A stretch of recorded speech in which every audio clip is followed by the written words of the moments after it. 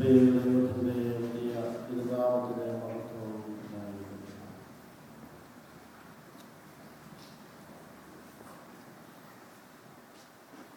വന്യാചാര്യ സ്നേഹ വാത്സല്യമാണ്.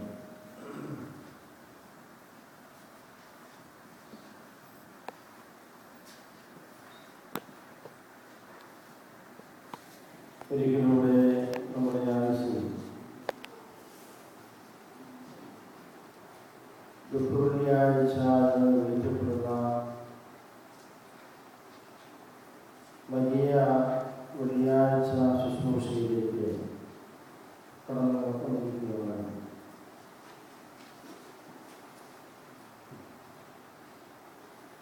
എല്ലാ വെള്ളിയാഴ്ചകളും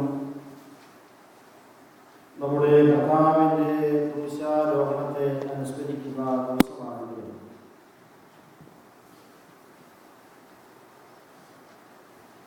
ദുഃഖവെള്ളിയാഴ്ച എന്നുള്ളത് good Friday എന്ന് നാം വിളിക്കുന്നതായ ഈ ദിവസം നമ്മുടെ കർത്താവിൻ്റെ ക്രൂശ് മരണത്തെ ജീവിതത്തിൽ നമ്മുടെ ആധ്യാത്മിക ജീവിതത്തിൽ യാഥാർത്ഥ്യമാക്കുന്നതായ ഒരു ദിവസമായിട്ടും 2000 വർഷക്കാലങ്ങൾക്ക് മുമ്പ് കാൽവറി ക്രൂശിൽ പരമയാഗമായി തീർന്ന യേശുവിൻ്റെ ക്രൂശാരോഹണത്തെ അനുസ്മരിക്കുന്ന ഒരു ദിവസവും കൂടിയാണ്.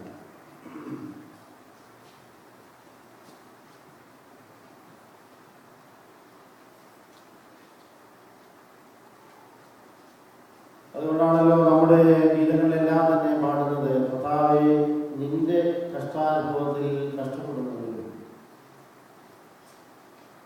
നിന്റെ ക്രൂശാരോഹണത്തിൽ പങ്കുകാരമായി തീരുവാൻ ഞങ്ങളെ യോഗ്യരാക്കുന്നു.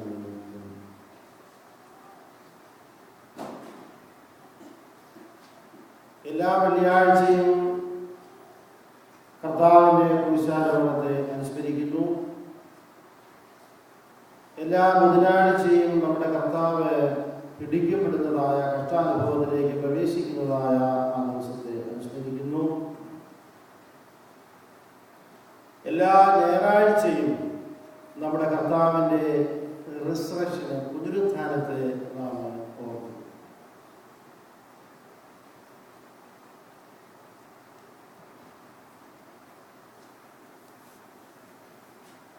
പെസഹ വ്യാഴാഴ്ചയും ദുഃഖവെള്ളിയാഴ്ചയും കർത്താവിൻ്റെ ഉയർപ്പ് ദിനമായ ഈസ്റ്റർ ദിവസവും പുനരുത്ഥാന ദിവസവും വർഷത്തിൽ ഒരിക്കൽ മാത്രം നാം ആഘോഷിക്കുന്നതാണ്.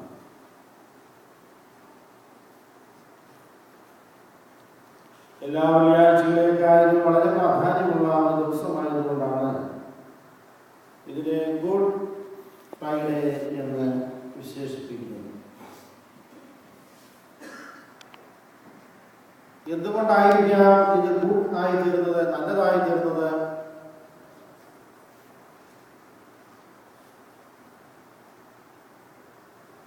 ദൈവത്തിന്റെ അഗമ്യമായ സ്നേഹം, അതിരില്ലാത്തതായ സ്നേഹം, അളവറ്റതായ സ്നേഹം നമുക്ക് വെളിപ്പെടുത്തി തന്നതായ ഒരു വലിയ ദിവസം. ദൈവസ്നേഹത്തിന്റെ ഉയരവും അതിൻ്റെ ആഴവും അതിൻ്റെ നീളവും അതിൻ്റെ വീതിയും പരിശുദ്ധനായ പൗലോസ് അപ്പോസ്തലൻ പറയുന്നത് പോലെ അത് എത്രമാത്രം ഉണ്ട് എന്നുള്ളത് നമുക്ക് ബോധ്യമാക്കി തന്നത് ഈ ദുഃഖവെള്ളിയാഴ്ചയിലൂടെയാണ്.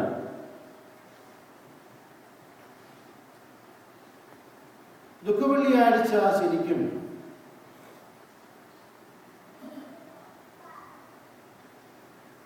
ഒരു മെഡിറ്റേഷന്റെ ദിവസമാണ്.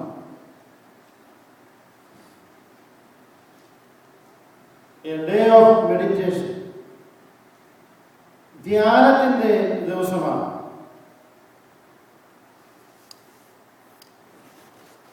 മനുഷ്യ ജീവിതത്തിൽ ഭൗതികമായ ചെറുതും വലുതുമായ കാര്യങ്ങളിൽ നിന്നും ഒക്കെ വിരമിച്ച് ഒരു പകൽക്കാലം മുഴുവനും ദൈവസന്നിധിയിലേക്ക് കടന്നു വന്ന് കർത്താവിന്റെ ക്രൂശിന്റെ ചുവട്ടിൽ ഇരുന്നു കൊണ്ട് ധ്യാനിക്കുന്ന ദിവസമാണ്.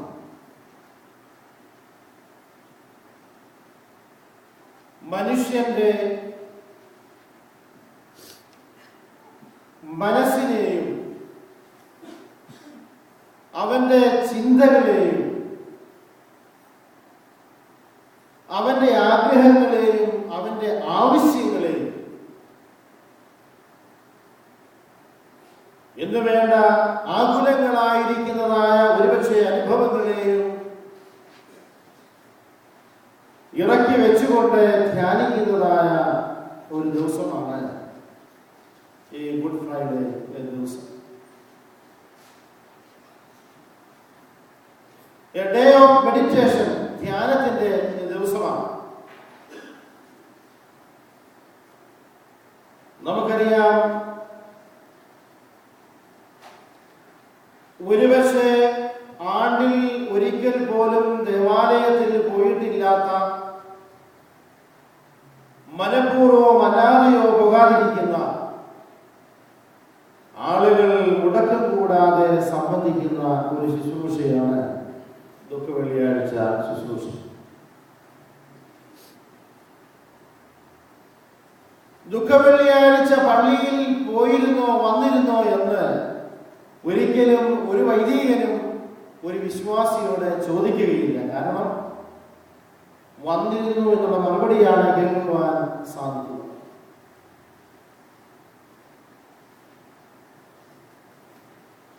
മുഴുവൻ സമയമല്ലെങ്കിലും അല്പസമയമെങ്കിലും ദേവാലയത്തിന്റെ അകത്തേക്ക് പ്രവേശിച്ച് കർത്താവിന്റെ കുരിശിനെ, രക്ഷാകരമായ കുരിശിലേക്ക് ദൃഷ്ടി പതിപ്പിച്ചുകൊണ്ട് ആ കുരിശിന്റെ ചുവട്ടിലിരുന്ന് ധ്യാനിക്കുവാൻ തക്കവണ്ണം സമയം കണ്ടെത്തുന്ന മഹാ ദിവസമാണ്.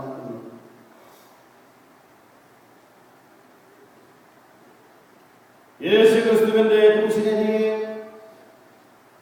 അവന്റെ പ്രിയപ്പെട്ട മാതാവും മാതൃ സഹോദരിയും ക്ലയോപ്പ മറിയാമും മഗ്ദലക്കാരി മറിയാമും ധ്യാനിച്ച് നിന്നിരുന്നു.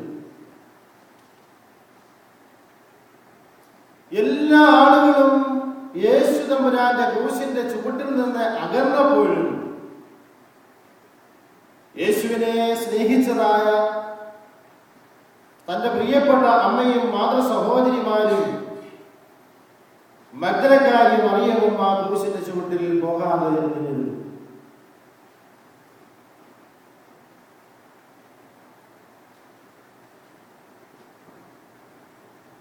യേശുവിനോടുള്ള അദമ്യമായ സ്നേഹനിമിത്തമാണ് ആ ക്രൂശിന്റെ ചുവട്ടിൽ നിൽപ്പാൻ ഇടയായത്.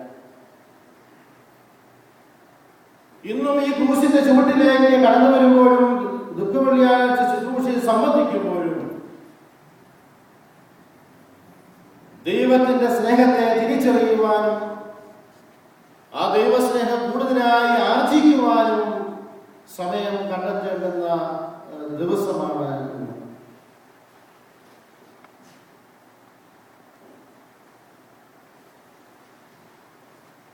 ഇന്ന് ക്രൂശിന്റെ സ്നേഹം നാം തിരിച്ചറിയണം. ആ ക്രൂശിന്റെ വാത്സല്യം നാം തിരിച്ചറിയണം. ഇന്ന് ക്രൂശിന്റെ ശക്തി തിരിച്ചറിയേണ്ടുന്നതായ ദിവസമാണ്. പരിശുദ്ധനായ പൗലോസ് അപ്പോസ്തലൻ ഗലാത്യർക്ക് ലേഖനം എഴുതുമ്പോൾ 6-ാം അധ്യായം 14-ാം വാക്യത്തിൽ അദ്ദേഹം ഇപ്രകാരം പറയുന്നു: എനിക്കോ നമ്മുടെ കർത്താവായ യേശു ക്രിസ്തുവിന്റെ ക്രൂശിലല്ലാതെ പ്രശംസിപ്പാൻ ഇടവരരുത്. എനിക്കോ നമ്മുടെ കർത്താവായ യേശു ക്രിസ്തുവിന്റെ ക്രൂശിലല്ലാതെ പ്രശംസിപ്പാൻ ഇടവരരുത്. ക്രൂശിന്റെ സ്നേഹവും ക്രൂശിൽ നിന്നുള്ളതായ ഊർജവും ക്രൂശിൽ നിന്നുള്ളതായ വാത്സല്യവും അനുഭവിച്ചറിയുവാൻ തക്കവണ്ണം ഇടയായ അപ്പോസ്തലൻ വിശുദ്ധ സഭകൾക്ക് ലേഖനം എഴുതുമ്പോൾ അദ്ദേഹം ഇപ്രകാരം എഴുതി എന്ന് പറഞ്ഞാൽ എത്രമാത്രം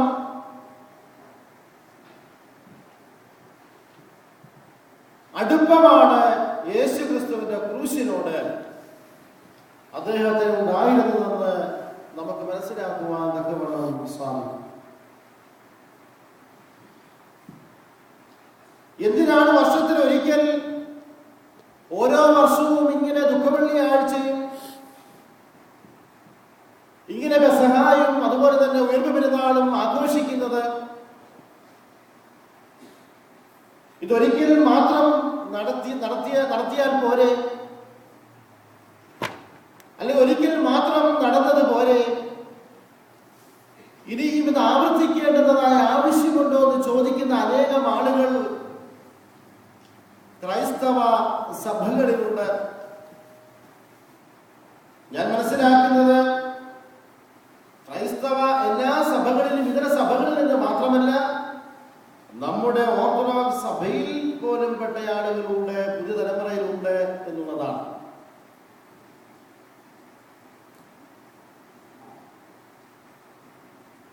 ഇങ്ങനെ യേശു ക്രിസ്തു ഉണ്ടായിരുന്നു, അല്ലെങ്കിൽ ജീവിച്ചിരുന്നു, അദ്ദേഹത്തിന് ഇതൊക്കെ സാധിച്ചോ എന്ന് ചിന്തിക്കുന്ന യുവതലമുറ ഒരിക്കൽ മാത്രം തമ്പുരാൻ ക്രൂശിക്കപ്പെട്ടുവെങ്കിൽ അതുപോലെ എന്ന് ചിന്തിക്കുകയാണെങ്കിൽ വിശുദ്ധ കുർബാന അർപ്പിക്കുന്ന പട്ടക്കാരെ എപ്പോഴും പദവിയിൽ കയറി നിന്നുകൊണ്ട് പറയുന്ന ഒരു സുറിയാനി വാക്കുണ്ട്, ദാമോ ദോസേനോ.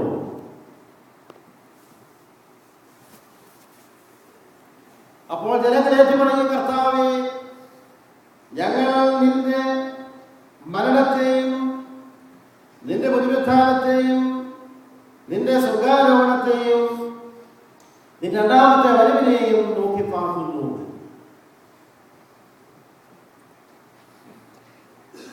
പട്ടക്കാരൻ ചൊല്ലുന്നതാണ് നമ്മുടെ കർത്താവിന്റെ മരണത്തെയും അഥവാ പുരുഷാരോഹണത്തെയും അവിടുത്തെ മഹത്വപൂർണമായ ഉയർപ്പിനെയും രണ്ടാമത്തെ വരവിനെയും തമ്പുരാനെ ഞങ്ങൾ ഓർക്കുവാനായിട്ട് ഇടയാകണമേ എന്ന് ചൊല്ലിയതിന് ശേഷം പറയുന്ന വാക്കാണ് ദാമോ ദോസേനോ, രണ്ടാമത്തെ വരവിനായി ഞങ്ങൾ നോക്കി പാർത്തിരിക്കുന്നു.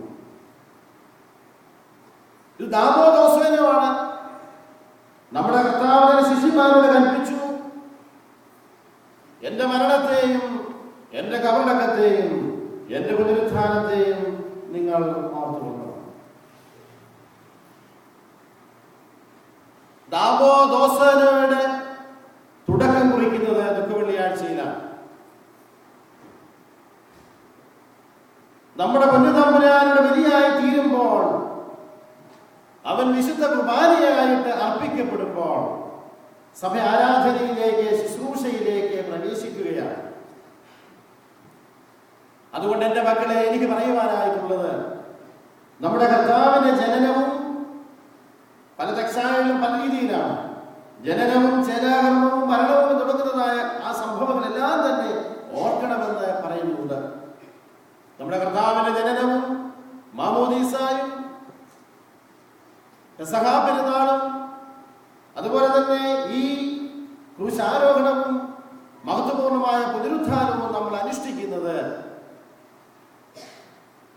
സ്വർഗത്തിലെ ദൈവത്തിന്റെ അദമ്യമായ സ്നേഹം നിമിത്തം ഈ ലോകം ചെളിക്കുഴിയിൽ ആണ്ടുപോയപ്പോൾ അതിൽ നിന്നും തന്റെ സൃഷ്ടിയെ കരയേറ്റുവാനായിട്ട് തന്റെ ഏകജാതനായ മകനെ ലോകത്തിലേക്ക് അയച്ചു എന്നുള്ള ആ സത്യം മനുഷ്യൻ ഓർക്കുന്നതിന് വേണ്ടിയാണ്. ഓരോ വർഷവും നാം ഇതുപോലെ ഈ ശുശ്രൂഷകൾ അനുഷ്ഠിക്കുമ്പോൾ, എന്റെ കർത്താവെ, ഞങ്ങളുടെ ഓരോരുത്തരുടെയും വീണ്ടെടുപ്പിനായിട്ട് നിന്റെ ഏകജാതനായ പുത്രനെ ലോകത്തിലേക്ക് നീ അയച്ച് ഈ ലോകത്തിലേക്ക് കടന്നു വന്ന നിന്ദയും പരിഹാസവും മുഴുവനും സഹിച്ച് പങ്കപ്പാടുകളേറ്റ് അടിയും തുപ്പലും ഞങ്ങൾക്ക് വേണ്ടി ഏറ്റുവാങ്ങി. എടുക്കുവാൻ കഴിയാത്ത വലിയ മരക്കുരിശ് ഞങ്ങൾക്ക് വേണ്ടി നീ എടുത്ത് കയറുവാൻ സാധിക്കാത്തതും പാടുപെടുന്നതുമായ ഗോകുൽത്തായുടെ മകളിലേക്ക് വേച്ച് നീ നടന്ന് പോയ വഴിയിലെല്ലാം നീ വീണ് അവിടെ ഞങ്ങൾക്ക് വേണ്ടി ക്രൂശുമരണം വരിച്ചുവല്ലോ എന്ന് ഓർക്കുവാൻ വേണ്ടിയാണ് ഓരോ വർഷവും ഈ ദുഃഖവെള്ളിയാഴ്ച ശുശ്രൂഷകളും ഇതുപോലെയുള്ളതായ ശുശ്രൂഷകളും നാം അനുഷ്ഠിക്കുന്നത്. വെറുമൊരു ഓർമ്മയായി മാത്രം തീരരുത്, ഒരു അനുഷ്ഠാനമായി തീരുവാൻ നമുക്ക് സാധിക്കുന്നുവെങ്കിൽ കർത്താവേ, നിന്റെ കഷ്ടാനുഭവത്തോടും നിന്റെ മരണത്തോടും പങ്കാളിയായി തീരുവാൻ തക്കവണ്ണം ഞങ്ങൾക്ക് സാധിക്കണമേ എന്ന് പ്രാർത്ഥിച്ചുകൊണ്ടാണ് ഓരോ പ്രാവശ്യവും പാട്ടുപാടി നാം സാഷ്ടാംഗ പ്രണാമം നടത്തുന്നത്, മുട്ടുകുത്തി നാം വീഴുന്നത്, ഈ ഭൂമിയെ നാം ചുംബിക്കുന്നത്, കർത്താവിന്റെ പാദപീഠങ്ങളെ നാം ചുംബിക്കുന്നത്. അതുകൊണ്ട് അനുഗ്രഹിക്കപ്പെട്ട ഒരു ദിവസമാണ് ഇന്ന്. ഇന്നൊരു ധ്യാനത്തിന്റെ ദിവസമാണ്, ഒരു അനുസ്മരണയുടെ ദിവസമാണ് എന്ന് മാത്രമല്ല, ഒരു അനുഷ്ഠാനത്തിന്റെയും ഈ അനുഷ്ഠാനം നമ്മുടെ ആത്മീയ ജീവിതത്തിന്റെ ഭാഗമായി തീരുവാൻ തക്കവണ്ണമുള്ളതായ ഒരു സമർപ്പണത്തിന്റെയും ശുശ്രൂഷയാണ് ഇവിടെ നടക്കുന്നത്. മൂന്നാമതായി നമ്മുടെ ധ്യാനം നടക്കുന്നത് ക്രൂശിന്റെ ചുവട്ടിലാണ്. അതാണല്ലോ പരിശുദ്ധനായ പൗലോസ് അപ്പോസ്തലൻ പറഞ്ഞത്, എനിക്കോ നമ്മുടെ കർത്താവായ യേശു ക്രിസ്തുവിന്റെ ക്രൂശിലല്ലാതെ പ്രശംസിപ്പാൻ ഇടവരരുത്. ഫിലിപ്പി ലേഖനം വായിക്കുമ്പോൾ നാം കാണുന്നുണ്ട്, പരിശുദ്ധനായ പൗലോസ് അപ്പോസ്തലനെ പ്രശംസിപ്പാനായി ധാരാളം കാര്യങ്ങളുണ്ടായിരുന്നു,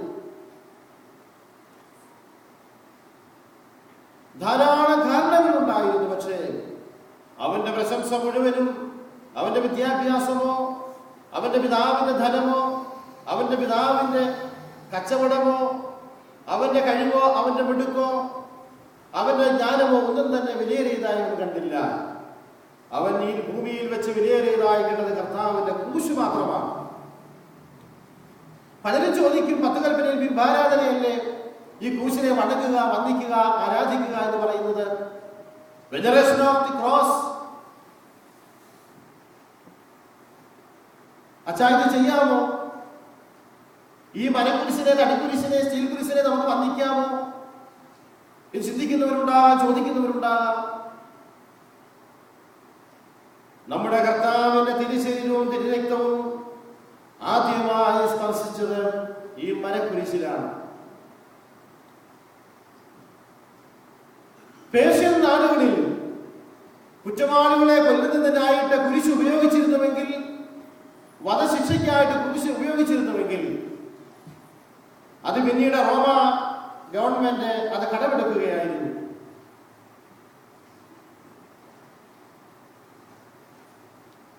റോമ സാമ്രാജ്യത്തിൽപ്പെട്ടതായ സ്ഥലമാകിയാലാണ് യേശു ക്രിസ്തുവിനെ ജെറുസലേമിൽ വെച്ച് ക്രൂശിക്കുവാൻ ഇടയാകുന്നത്. ആ റോമ ഗവൺമെന്റിന്റെ നടപടിയായിരുന്നു കുറ്റവാളികളെ ശിക്ഷിക്കുവാനായി ക്രമീകരിച്ചിരിക്കുന്നതായ ഈ കുരിശ് അവരാൽ വിധിക്കപ്പെട്ടതായ കുറ്റവാളിയായിരിക്കുന്ന യേശുവിനെ ക്രൂശിക്കുവാനായിട്ട് തിരഞ്ഞെടുത്തത്. അതുവരെ നിന്ദ്യമായിരുന്നത് അത് ബദ്ധ്യമായിട്ട് തീരുകയാണ്. അതുവരെയും ക്രൂശ് നിന്ദ്യമായിരുന്നുവെങ്കിൽ ബറബ്ബാസിനെ പോലുള്ളവരെയോ അതിനേക്കാളും വലിയ കുറ്റവാളികളെ ക്രൂശിക്കുന്നതിനായിട്ട് കുരിശ് ഉപയോഗിച്ചിരുന്നുവെങ്കിൽ, നമ്മുടെ കർത്താവായ യേശു ക്രിസ്തുവിനെ ക്രൂശിക്കുവാനായിട്ട് ആ കുരിശ് ഉപയോഗിച്ചപ്പോൾ ആ കുരിശ് പഥ്യമായി, അത് വിശുദ്ധമായി തീരുകയായിരുന്നു. നമ്മുടെ കർത്താവിന്റെ തങ്ക രക്തത്താൽ ആ കുരിശ് കഴുകപ്പെട്ടു എന്നുള്ളത് കൊണ്ടാണ് ക്രൂശ് വിശുദ്ധമായി തീർന്നത്. ഈ തടിക്കുരിശിനെയോ അതല്ലെങ്കിൽ സ്റ്റീൽ കുരിശിനെയോ സ്വർണ്ണക്കുരിശിനെയോ നാം വന്ദിക്കുന്നുണ്ടെങ്കിൽ, അതിനെ ബഹുമാനിക്കുന്നുണ്ടെങ്കിൽ, ഓർത്തുകൊള്ളുക, ഞാനും നിങ്ങളും കർത്താവിന്റെ തിരുശരീരവും തിരുരക്തവും അനുഭവിക്കുന്നതിന് മുമ്പ് നമ്മുടെ കർത്താവിന്റെ അരുമ ശിഷ്യന്മാർ അനുഭവിച്ചതിന് ശേഷം ആദ്യമായിട്ട് വിശുദ്ധ രക്തം വീഴുന്നതും സ്പർശിക്കുന്നതും മരക്കുരിശിലാണ്. നമ്മുടെ കർത്താവിന്റെ അന്യശിഷ്യന്മാർക്കോ തന്റെ ശരീരത്തിലെ തിരുരക്തം അനുഭവിക്കുവാന് അവർക്ക് ഭാഗ്യമുണ്ടായില്ല. എന്നാൽ ലോകത്തിൽ നിന്ദ്യമായി കണ്ട മരക്കുരിശിലാണ് നമ്മുടെ കർത്താവിന്റെ തങ്കരക്തത്തെ ആദ്യമായി അനുഭവിക്കുവാൻ ഭാഗ്യമുണ്ടായത്.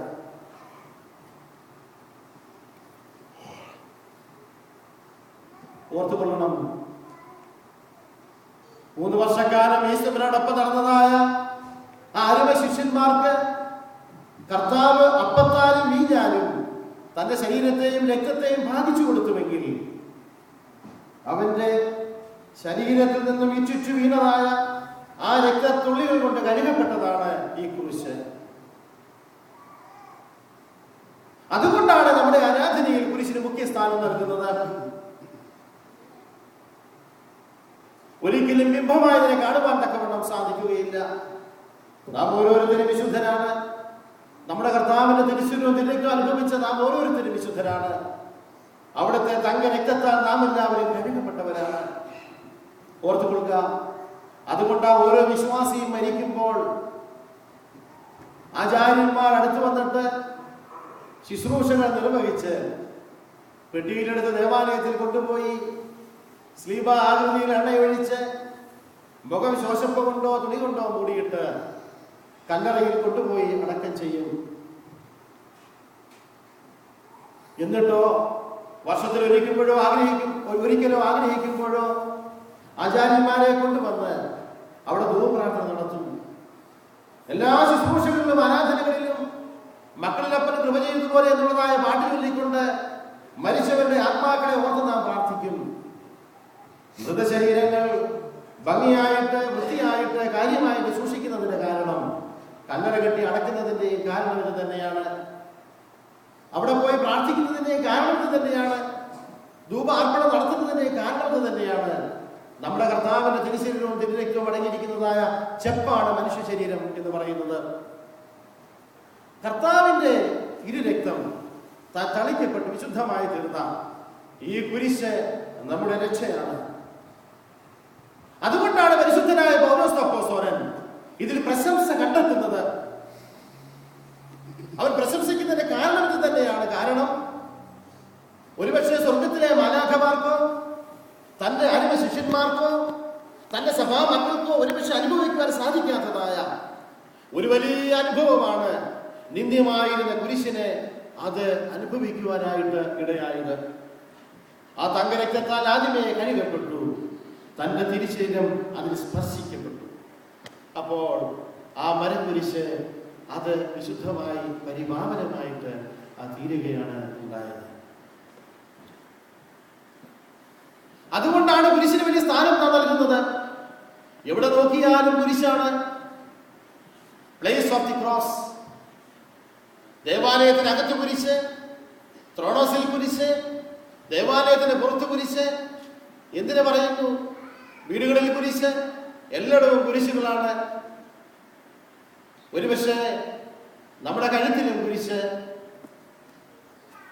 അവിടെയും ഒരു പൂച്ചക്കുട്ടിയെ പോലെ അനങ്ങാത്ത ഭാവത്തിൽ, അറിയാത്ത ഭാവത്തിൽ മെരുങ്ങി കിടക്കുന്നതായ കുരിശ്. അതിന്റെ സ്ഥാനം എത്ര പേർ അറിയുന്നുണ്ട്? അതിന്റെ വിശുദ്ധി എത്ര പേർ കാത്തു സൂക്ഷിക്കുന്നുണ്ട്? വിവാഹിതയായ അമ്മ മരിച്ചു കഴിയുമ്പോൾ ശവസംസ്കാര സമയത്ത് പെട്ടിയിൽ അമൃതസരിൽ വെച്ച് കഴിഞ്ഞാൽ അടക്കാൻ പോകുന്നതിന് മുമ്പോ അല്ലെങ്കിൽ ശവപ്പെട്ടി ഒരിക്കൽ അതിൽ വെക്കുന്ന സമയത്തോ വിവാഹിതയായ അമ്മയുടെ കഴുത്തിൽ കിടക്കുന്നതായി മിന്നെടുത്ത് അതിലിട്ട് കൊടുക്കും.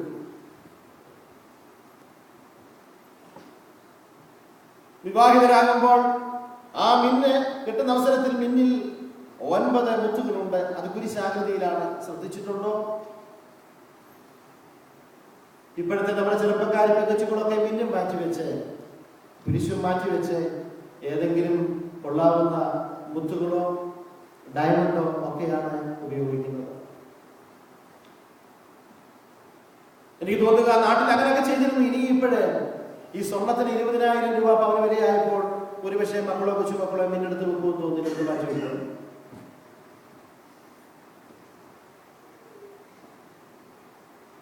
ഇതങ്ങനെ ചെയ്തിരുന്നത്. ക്രൂശിന്റെ മഹത്വം എത്ര വലിയതാണ്!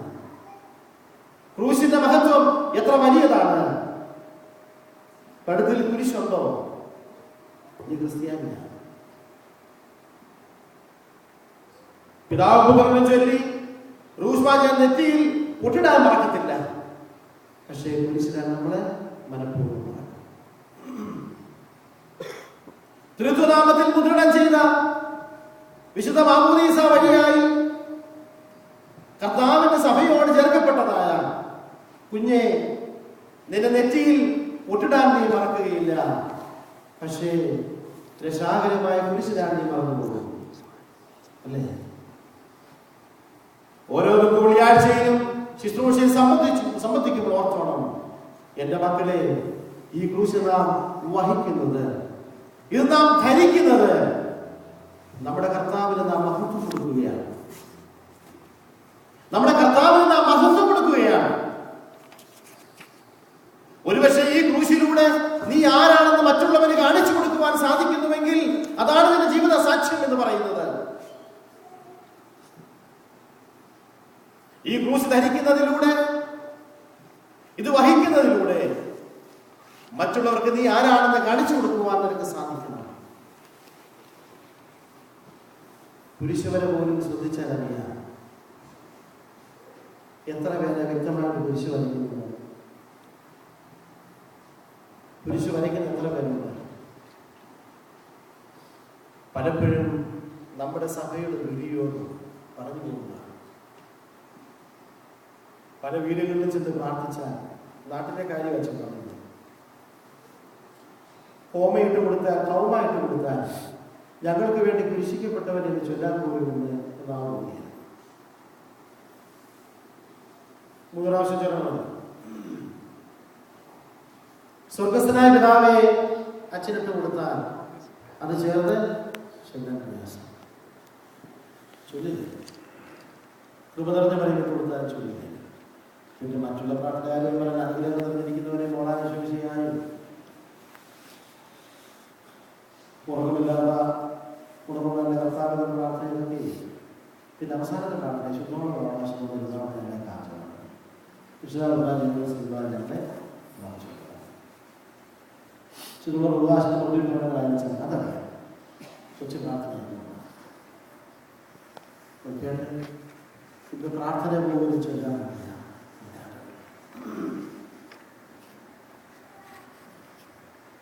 പ്രാർത്ഥന പോലും ചൊല്ലാൻ കഴിയില്ല.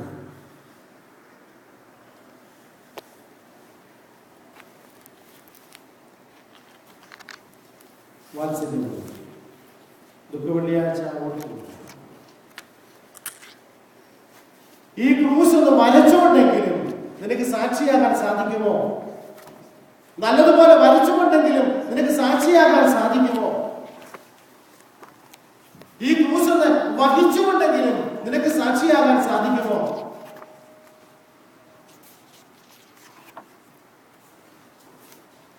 കഴുത്തിലാണെങ്കിലും ഒരു ഡയമണ്ടോ വില കൂടി പേടിട്ടുണ്ടെങ്കിൽ കിടന്നോട്ടെ. കൂട്ടത്തിൽ കുരിശുകൂടായതുകൊണ്ട് ചെറിയ കുരിശുകൂടെ നല്ലതല്ലേ? നല്ലതല്ലേ? പേടിക്കാനില്ല, വിളിയായിട്ട് കാണിക്കാൻ. മറ്റത് കാണിക്കാനാണല്ലോ വില കൂടി പേടും ഡയമണ്ടൊക്കെ എടുക്കുന്നത്, അല്ലേ? അങ്ങനെയാണെങ്കിൽ കുരിശ് ധരിച്ചാൽ അത് കാണിച്ചാൽ കാണട്ടെ, എല്ലാവരും കാണട്ടെ. വെനറേഷൻ ഓഫ് ദി ക്രോസ്, ശ്ലീബായുടെ ആരാധന, ശ്ലീബായെ ബഹുമാനിക്കുന്നത് അതിന്റെ മഹത്വം മനസ്സിലാക്കിക്കൊണ്ട് ആണ്. അതുകൊണ്ടാണ് പരിശുദ്ധ സഭ വിശുദ്ധ നോമ്പിന്റെ മധ്യത്തിൽ കുരിശിനെ ജനമധ്യയെ നാട്ടുകയാണ്. കണ്ടോ നിങ്ങളെല്ലാവരും? നോമ്പ് നിങ്ങളെല്ലാവരും കണ്ടോണം. കുരിശിനെ വെച്ചിരിക്കുന്നത് ജനമധ്യയെ വെക്കുന്നത്. ത്രോണോസിൽ നിന്ന് കുരിശിറങ്ങി പതുക്കെ ജനമധ്യയെ വന്നു, പള്ളിക്ക് മധ്യത്തിൽ വന്നു. എല്ലാവരും കണ്ടോണം. അവക്കിലേക്ക് നോക്കിയ പ്രകാശിതരായി അവളുടെ മകൻ ലജ്ജിച്ചു പോയിരുന്നില്ല. മരുഭൂമിയിൽ വെച്ച് പാമ്പ് കടിയേറ്റ് സർപ്പദംശനമേറ്റ് ഇസ്രായേൽ ജനം മരിച്ചു വീണപ്പോൾ മോശ സ്വർഗത്തേക്ക് നോക്കി പ്രാർത്ഥിച്ചു.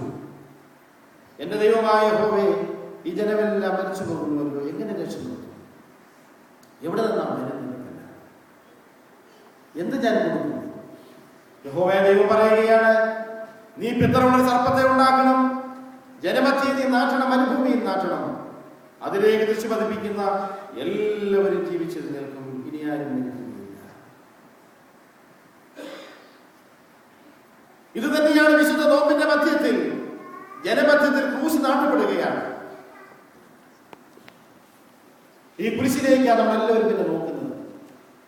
നമ്മുടെ ആരാധന മുഴുവനും ഈ ക്രൂശിലേക്ക് നോക്കിക്കൊണ്ടാണ്.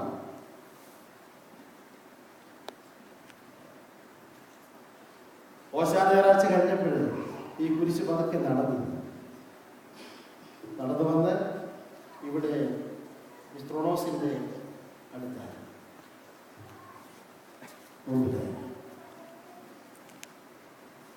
മധുബഹായുടെ മറയെല്ലാം. ഇപ്പോൾ നമ്മുടെ ത്രോണോസ് ഇതാണ്. ഈ കാൽവറി ആണ് ഈ ക്രൂശ്. ഒരു പേര് ഗോകുൽത്താണ്. നാട്ടപ്പെട്ടിരിക്കുന്നത് ക്രൂശ് കർത്താവിനെ. കണ്ടില്ലേ? ഒരു അംശവസ്ത്രമൊക്കെ ഉടുപ്പിച്ച് ഒരു ചെമ്മാശനെ പോലെ ഊറാട കഴിച്ച് ഇവിടെ നമ്മൾ വെച്ചിരിക്കുക. ഇതിലേക്ക് നോക്കുമ്പോൾ നമ്മുടെ കർത്താവ്. ഈ ക്രൂശിലൂടെ നാം കാണുന്നത് കർത്താവിനെ. ഈ ക്രൂശിലൂടെ കാണേണ്ടത് നസ്രാനായ യേശുവിനെയാണ്, ദൈവപുത്രനെയാണ്. നമുക്ക് വേണ്ടി ക്രൂശിക്കപ്പെട്ട് കിടക്കുന്നവരായ നസ്രാനായ യേശുവിനെയാണ് നാം കാണേണ്ടത്. ഇനി കുറെ കഴിയുമ്പോൾ, ഒരുപക്ഷെ പ്രസംഗം അവസാനിച്ച് കഴിയുമ്പോൾ, ഈ കുരിശ് എടുക്കും. കാർമികന്റെ തോളിൽ ഇത് വരും. ശുശ്രൂഷകരും കാർമികരും ചേർന്ന് ജനത്തിന് ചുറ്റും ഇത് കൊണ്ടു നടക്കും. ജനമധ്യത്തിൽ ഇരുന്നത് ജനത്തിന് മുമ്പിൽ വന്നു. ജനത്തിൽ മുമ്പിൽ വന്നത് കാർമിക ജനങ്ങൾക്ക് ചുറ്റും കൊണ്ട് നടക്കുക. എന്താ കാര്യം?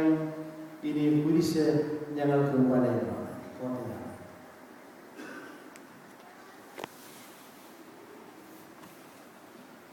ശ്രീവാഴുക സ്വർഗത്തിൽ, ശ്രീവാഴുക ഭൂമിയിലും, ശ്രീവാഴുക എല്ലാമാകട്ടെ കോട്ട. ശ്രീവാഴുക സ്വർഗത്തിൽ, ശ്രീവാഴുക ഭൂമിയിലും, ശ്രീവാഴുക എല്ലാമാകട്ടെ കോട്ട. ഓക്കെ, ഇനിയും ഈ സഭയ്ക്ക് ചുറ്റും എന്താണ് കോട്ടയായിരിക്കുന്നത്? നമ്മുടെ കർത്താവിന്റെ കുരിശ്. കർത്താവിന്റെ കുരിശ്. ഇനിയും നമുക്ക് ചുറ്റും ഇത് കാണാനാണ് കുരിശ്. സഭയെ സൂക്ഷിക്കുവാനായിട്ട് ഈ കുരിശിനെ നാം കാണുകയാണ്. ഈ വെള്ളിയാഴ്ച ദിവസം സഭയെ മുഴുവനായി കുരിശ് വീണ്ടെടുക്കുകയാണ്. അടുത്ത എന്റെ ചിന്ത, ഈ വെള്ളിയാഴ്ച ദിവസം ഈ കുരിശ് സഭയെ മുഴുവനായി വീണ്ടെടുക്കുകയാണ്. റിഡംഷൻ.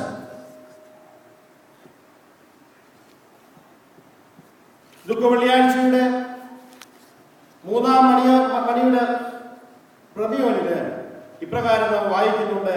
എന്തുകൊണ്ടാണ് കർത്താവിനെ വെള്ളിയാഴ്ച തന്നെ ക്രൂശിക്കുവാൻ കാരണം?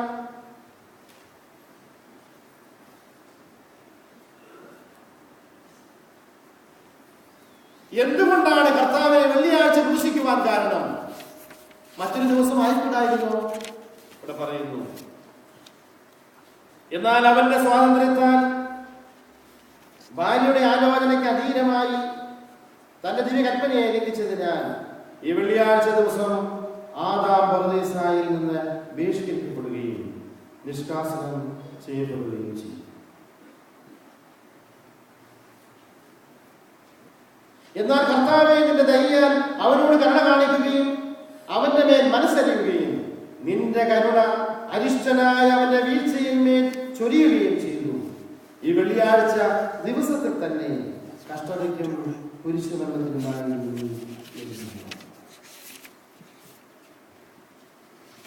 ഉൽപ്പത്തി പുസ്തകം വായിക്കുമ്പോൾ സൃഷ്ടിയുടെ ആരംഭം തുടങ്ങി, ഒന്നാം ദിവസം തുടങ്ങി, ആറാം ദിവസം സൃഷ്ടിയുടെ മകുടമായ മനുഷ്യനെ അവൻ സൃഷ്ടിച്ചു.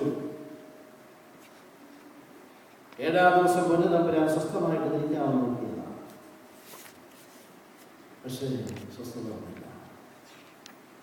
ആറാം ദിവസം മനുഷ്യനെ സൃഷ്ടിച്ച് അവനെ ഏതെന്റെ പരദീസയിൽ ആക്കി വെച്ചെങ്കിലും അവൻ അനുസരണക്കേട് കാണിച്ചു. ആര് നിമിത്തമാണ്? ഭാര്യ നിമിത്തം. പറയുകയാണ്, ഭാര്യ നിമിത്തം ഭർത്താവ് അനുസരണക്കേട് കാണിച്ചു. അത് വെള്ളിയാഴ്ച ദിവസമായിരുന്നു. നോക്കി, പുരുഷൻ കാണിച്ചപ്പോൾ തമ്പുരാൻ പുരുഷനെ തന്നെ അയക്കുകയാണ്.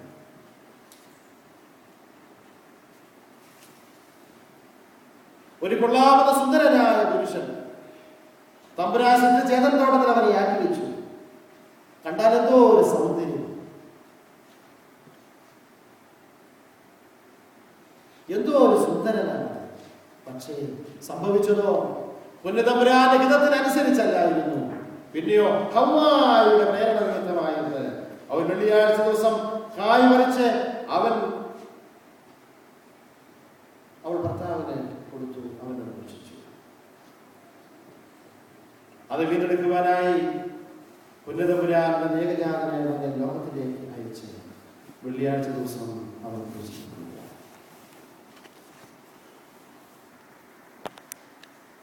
ഈ സൃഷ്ടി മുഴുവനായി വീണ്ടെടുക്കുകയാണ്. വെള്ളിയാഴ്ച ദിവസം അവൻ ഗോകുലത്താൽ ക്രൂശിക്കപ്പെടുമ്പോൾ സൃഷ്ടി മുഴുവനും ഒരു വീണ്ടെടുപ്പ് സാധ്യമാകുകയാണ്.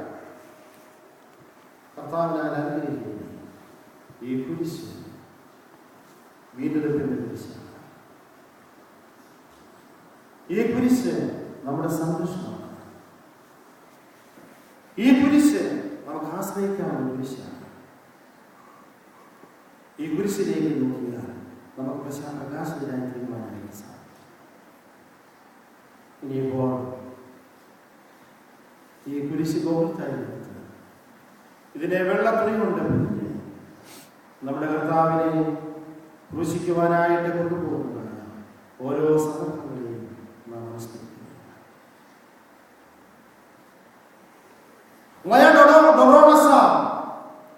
അതാ പറയുന്നത്. കാരണം ഓരോ വഴികളിലും പോയിട്ട് ഈ ക്രൂശ് ചുംബിക്കുകയാണ്. കത്തോലിക്കരുടെ ഒരു വിശ്വാസമാണ് നമ്മുടെ. കാരണം യേശുദമ്പുരാനെ കൊണ്ടുപോയതായ, പിടിക്കപ്പെട്ടതായ സ്ഥലത്ത് നിന്ന് യേശുദമ്പുരാനെ കൊണ്ടുപോയ ഓരോ സ്ഥലങ്ങളും കയ്യാപ്പായടുത്തും ഹന്നാന്റെടുത്തും പീലാത്തോസിനടുത്തും ഹെരോദോസിനടുത്തും വീണ്ടും പീലാത്തോസിനടുത്തും ഒക്കെ കൊണ്ടുവന്നതിനെ സൂചിപ്പിച്ചുകൊണ്ട് നമ്മൾ പ്രതിഷ്ഠ നടത്താനായിട്ട് പോവുകയാണ്. ക്രൂശിക്കുവാൻ കൊണ്ടുപോകുന്ന യേശുവിനെ നാം ചുമക്കുകയാണ്.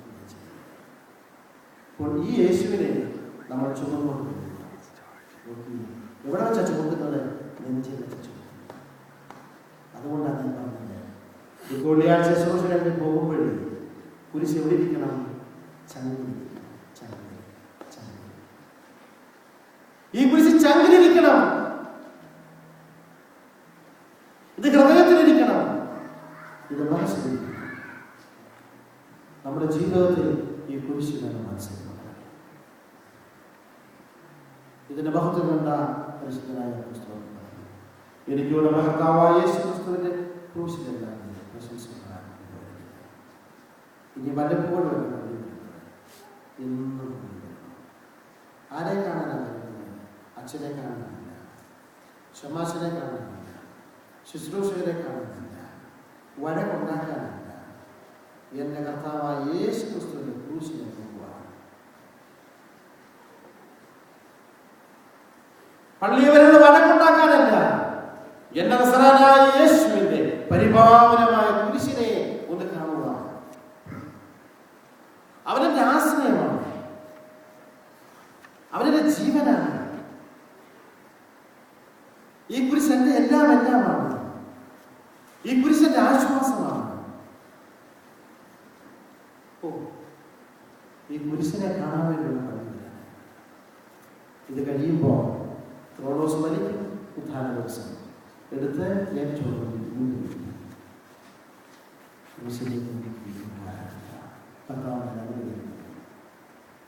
ദുഃഖവെള്ളിയാഴ്ച ദിവസം ഒരു മെഡിറ്റേഷൻ്റെ ദിവസമാണ്. ദുഃഖവെള്ളിയാഴ്ച ദിവസം വെള്ളിയാഴ്ചയുടെ പ്രാധാന്യം അറിയുന്ന ദിവസമാണ്. ദുഃഖവെള്ളിയാഴ്ച ദിവസം കുരിശിന്റെ മഹത്വം അറിയുന്ന ദിവസമാണ്. ദുഃഖവെള്ളിയാഴ്ച ദിവസം കുരിശിനെ നെഞ്ചിലേറ്റേണ്ട ദിവസമാണ്. ദുഃഖവെള്ളിയാഴ്ച ദിവസം കുരിശ് നമ്മുടെ ജീവിതത്തിന്റെ ഭാഗമായി തീരേണ്ട ദിവസമാണ്. കർത്താവിനെ അനുഗ്രഹിക്കുന്നത് ഈ കുരിശ് നമ്മുടെ ജീവിതത്തിന്റെ ഭാഗമായി തീരട്ടെ. ഇന്നത്തെ പ്രതീക്ഷകളും ശുശ്രൂഷകളും എല്ലാം തന്നെ ക്രൂശിന്റെ മഹത്വം തിരിച്ചറിയുവാൻ കർത്താവെ ഞങ്ങളെ സഹായിക്കണമേ. ഈ ലോകം പാപത്തിലേക്ക് വീണ്ടും വരുമ്പോൾ ഞാൻ അറുതി എന്നെ ഒഴിവാക്കാൻ സാധിക്കുകയില്ല. ഈ ലോകപാപത്തിലേക്ക് കൊണ്ടുപോകുമ്പോൾ കർത്താവ് വീണ്ടെടുക്കുവാനായിട്ട് നിന്റെ ദിവ്യമായ സ്നേഹത്താൽ ഭൂമിയിലേക്ക് അംഗപ്പാടുകളും കഷ്ടതകളും സഹിച്ചു. അടിയും ഇടിയും നിന്നയും പരിഹാസവും മുഖത്ത് തുപ്പലും നീ ഞങ്ങൾക്ക് വേണ്ടിയിട്ടു. മൂന്നാണികളാലും തിരുവിലാമൊഴികളാൽ രക്തത്താൽ ഞങ്ങൾ ശുദ്ധിക്കുന്നു. ധന്യമായ കുരിശിനെ നീ പത്രപ്പാടുന്നു. തമ്പുരാനെ ഈ കുരിശ് ഞങ്ങൾക്ക് ആശ്രയമായിരിക്കണം. ഇതിന്റെ പിന്നാലെ നടക്കുക, ഇതിനെ എടുത്തുകൊണ്ട് നടക്കുക. ഈ ക്രൂശ് ഞങ്ങളുടെ മുമ്പിൽ വരുമ്പോൾ ഞങ്ങളതിനെ കണ്ടുകൊണ്ട് ചെയ്യുവാൻ ഇടയാകണം പ്രാർത്ഥിക്കാം. അപ്രകാരം അനുഗ്രഹിക്കപ്പെട്ട ശുശ്രൂഷയിലേക്ക് നമുക്ക് പ്രവേശിക്കാൻ ദൈവം എല്ലാവരും